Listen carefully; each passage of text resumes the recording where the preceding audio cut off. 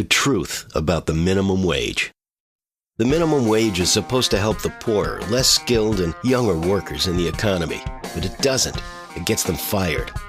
Employment happens as a result of human choices. For example, let's say some kid named Jimmy knocks on your door and wants to know if you can mow your lawn. If your lawn really needs to be mowed, you might choose to employ him for $10. If he charges $20, we might still not complain. But if he charges $50, $100, $1,000, at some point that job will not be created. Jimmy will be unemployed. Why is this? It isn't because you're greedy, but simply because you value $100 more than that service being provided.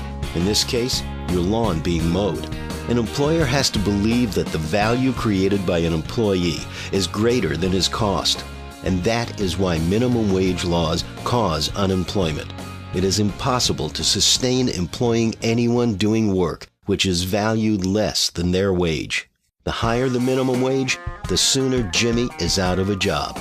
Think about it. How many jobs would be lost if entrepreneurs were forced to only hire people whose labor they valued at $20 an hour? How about $50?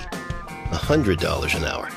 If the minimum wage is fundamentally sound, we should be able to increase it without fear of hurting the economy. Sure, some very highly skilled workers wouldn't be hurt by a $100 an hour minimum wage, but the rest of the workforce would be unemployed. When employment costs increase, entrepreneurs have two choices. They can reduce the amount of people they employ, or they can raise the price of the goods they produce. Otherwise, they're in the red. This makes the minimum wage a double whammy. Even if you don't lose your job, you and everyone else in the economy will be forced to pay for more expensive goods. Now that's counterproductive.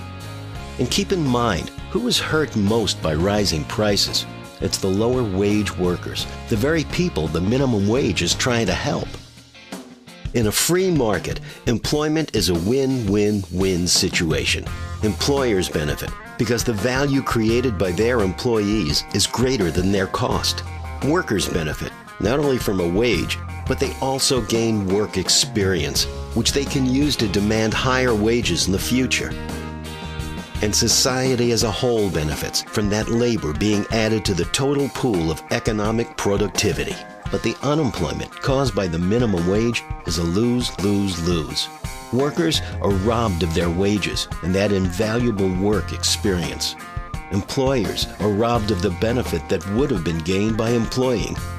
And the whole economy is worse off because those unemployed workers are now unable to contribute their labor to help everyone's economic prosperity. To learn more about sound economics, visit fee.org.